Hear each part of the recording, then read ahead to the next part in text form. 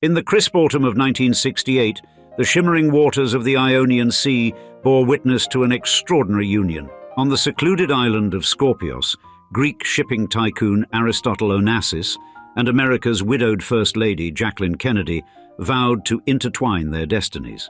But the event was far from the enchanting scenes one might imagine. It was a wedding that sent ripples of shock across the high societies of Europe and the United States, jarring the elite and captivating the public imagination. You see, Jacqueline, at 39, had been the radiant heart of Camelot, her grace underlined by tragedy following the assassination of President Kennedy.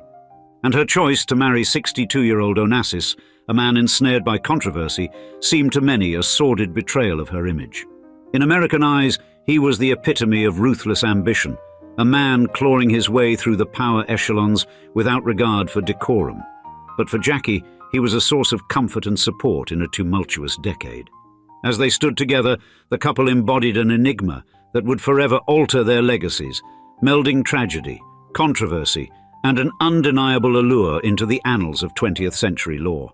In today's episode, we'll dive deep into the social dynamics, wealth and woe of this iconic old money saga, as we describe the life of Jackie Kennedy during the Onassis years. In the fall of 1963, amidst the shimmering waves of the Mediterranean, Jacqueline Kennedy first encountered Aristotle Onassis aboard the Christina, his luxurious yacht. And this meeting, facilitated by her sister, Lee Radziwill, who was rumored to have her own intimate history with the Greek tycoon, marked the beginning of a complex web of relationships that would captivate the world's attention.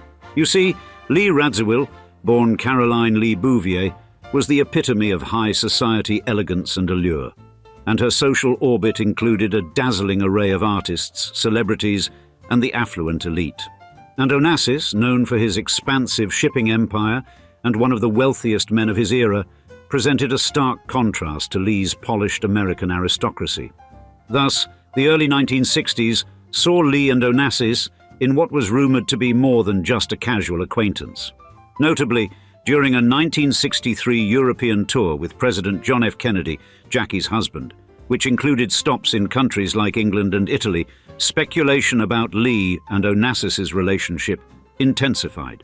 And Vanity Fair later reported that Lee might have harbored hopes for a more significant commitment from Onassis, a narrative that remained woven through rumors and conjecture. This backdrop of rumored romance set the stage for what would become one of the most talked-about alliances of the decade, when Aristotle Onassis eventually shifted his affections from Lee to Jacqueline Kennedy. Jackie Kennedy's path from dating Aristotle Onassis to eventually marrying him was paved with profound personal tragedy and a quest for a secure refuge for herself and her children. First, in the summer of 1963, before the cataclysmic events that would later define her public and private life, Jackie faced heartbreak with the death of her infant son, Patrick, which plunged her into a deep depression. In October of that same year, while still First Lady and wife to President John F. Kennedy, Jackie met Aristotle Onassis for the first time during a vacation arranged by her sister aboard his yacht, Christina, and this meeting would later prove fateful, laying the groundwork for a relationship built amidst shared spaces of grief and recovery. Tragedy struck again just weeks after this meeting, when President Kennedy was assassinated on the 22nd of November 1963 in Dallas, a harrowing event that left Jackie by his side in his final moments. This devastating loss pushed her deeper into despair, marking a period of severe depression that would echo throughout her subsequent years. Now, directly after the assassination, Jackie's first love interest was, reportedly, with architect John Carl Warnecke, a man Jackie worked with closely to design the eternal flame at JFK's Arlington National Cemetery gravesite. And during this period, their professional relationship blossomed into a personal one, marked by shared grief and an emotional bond that led to discussions of marriage during a 1966 trip to Hawaii. However, financial strains and differing expectations about their future ultimately led to the dissolution of their romantic involvement, with Warnecke outright admitting that he was in extreme debt and could not provide the lavish lifestyle Jackie was used to. It was during this vulnerable time that Aristotle Onassis reached out to Jackie, offering not just comfort, but a promise of stability and privacy away from the relentless public eye. And his offer came as a critical turning point for Jackie, providing her with a sanctuary where she could seek refuge from the lingering trauma of her past losses. Furthermore, Onassis's idea coincided with a time in which Jackie's concerns for her and her children's safety were growing, especially as she continued to be a target for the paparazzi. Therefore, her relationship with Onassis deepened, rooted in his promise of protection and an escape from the ever-watchful eye of the public and media. But this bond gained new urgency following the assassination of Robert F. Kennedy, Jackie's brother-in-law, on the 5th of June, 1968. His death not only rekindled her fears for her family's safety, but also triggered another bout of depression, reminiscent of her state following JFK's assassination. Haunted by the fear of her children becoming targets and desperate to escape the trauma that seemed to follow the Kennedys, Jackie famously expressed her determination to leave the United States. By the summer of 1968, she saw Onassis not just as a partner, but as a guardian of her and her children's well-being. Then their wedding took place on the 20th October 1968 on the Greek island of Scorpios, in a ceremony designed to emphasize discretion and intimacy, attended only by close family and friends. However, the marriage ignited a storm of public opinion.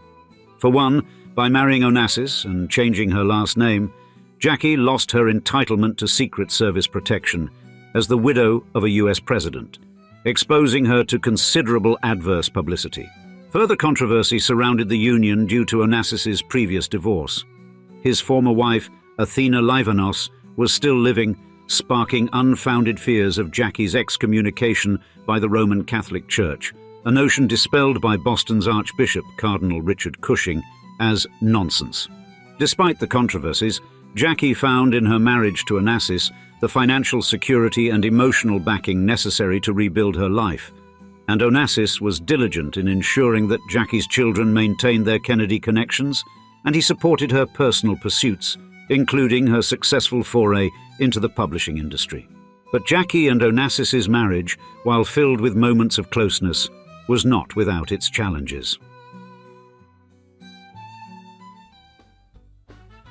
Jackie's years with Aristotle were filled with the highest of highs and the lowest of lows. One notable difficulty was their significant age difference. Onassis was 63 and Jackie was 39 at the time of their marriage. And this gap sparked endless speculations about their relationship's dynamics, portraying Jackie as vulnerable and dependent on Onassis's wealth for her and her children's well-being. Yet Jackie was far from a mere figurehead in their relationship. Her influence as a revered public figure and her adept social skills were assets that Onassis appreciated as they navigated the elite circles of society together. Furthermore, Jackie used her position to champion cultural preservation and engage in publishing, while Onassis enjoyed the doors that her status opened in the lofty realms of global influence. However, the marriage faced internal strains, primarily due to Onassis's frequent absences and rumored infidelities, which left Jackie longing for more consistent companionship and emotional support. Yet, life with Aristotle Onassis was also renowned for its opulent experiences and the expansive array of properties he amassed across the globe. For example, his penchant for luxury was epitomized in his acquisition of Scorpios, a private island in the Ionian Sea which he purchased in 1962. Onassis transformed this once barren isle into a veritable paradise, replete with a grand villa, guest houses, and even a helipad, creating a secluded haven for his family and distinguished guests. And it was here, as we mentioned, that he wed Jacqueline Kennedy in 1968. Beyond Scorpios, Onassis's real estate portfolio was vast and varied, including a historic townhouse on New York City's Upper East Side, previously owned by John D. Rockefeller Jr., and a myriad of residences in glamorous cities like Paris, London, and Monte Carlo. He also boasted ownership of a castle in the south of France, enhancing his reputation as a global tycoon. Additionally, Jacqueline Kennedy Onassis, no stranger to luxury herself, brought her own prestigious properties into the marriage. She had grown up in a palatial apartment at 740 Park Avenue in Manhattan, one of the city's most sought-after addresses, constructed by her grandfather. And following her union with Onassis, she maintained a New York base, acquiring a sprawling 14-room apartment at 1040 Fifth Avenue, with sweeping views of Central Park. The couple also enjoyed escapes to Lasata, a grand estate in East Hampton, which had been in Jacqueline's family since 1925. And thus, Jackie's years as an Onassis were a complex interplay of lavish luxury and frustrating self-doubt, as the highly flawed but wonderfully charismatic Greek magnate spun his yarn both publicly and privately. The final chapter of Aristotle Onassis's life was marked by deep personal tragedy, with the loss of his son Alexander in a plane crash in 1973, which precipitated a rapid decline in his health. And Onassis succumbed to respiratory failure on the 15th of March 1975 in Paris at the age of 69. Now, the complexities of his estate were immediately felt by Jacqueline Kennedy Onassis due to restrictions under Greek law on what a non-Greek surviving spouse could inherit.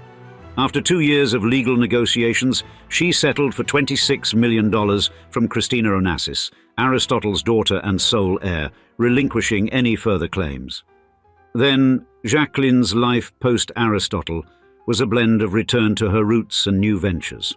She permanently relocated back to the United States, dividing her time among Manhattan, Martha's Vineyard, and the Kennedy compound in Hyannisport, Massachusetts. In 1975, Jacqueline embarked on a new career path as a consulting editor at Viking Press, though she resigned 2 years later amid controversies over the publication of a novel involving a fictional assassination plot against Ted Kennedy. Her career in publishing continued at Doubleday, where she worked as an associate editor and influenced a wide array of publications, including Larry Gonick's The Cartoon History of the Universe and works by notable figures such as Carly Simon and Diana Vreeland. Additionally, Jacqueline also remained active in public life and cultural preservation. She notably led efforts to save Grand Central Terminal from demolition in the 1970s and opposed the construction of a skyscraper that would overshadow Central Park in the 1980s. Her commitment to historic preservation was therefore widely recognized and celebrated, including her efforts to save Olana, the home of artist Frederick Edwin Church. Yet, despite withdrawing from much of her former public political engagement, Jacqueline made exceptions, such as her involvement in Ted Kennedy's 1980 presidential campaign and her support for Bill Clinton in the early 1990s. She also offered guidance to Hillary Clinton on managing life in the White House with a young child. In the later years of her life, Jacqueline faced personal health challenges. She was diagnosed with non-Hodgkin's lymphoma in December 1993 and underwent chemotherapy. Her condition worsened rapidly, and she sadly passed away on the 19th of May 1994 in her Manhattan apartment, surrounded by her loved ones. Jacqueline's funeral was then held at the Church of St. Ignatius Loyola, the same church where she had been baptized and confirmed, and she was laid to rest in Arlington National Cemetery alongside her first husband, President Kennedy, and their children Patrick and Arabella. And now, we'd love to see you in the comments. What is your opinion of the Onassis years in Jackie's legacy? We love hearing your input, and we can't wait to hear from you below. Thanks for joining for another episode of Old Money Luxury, and cheers until next time.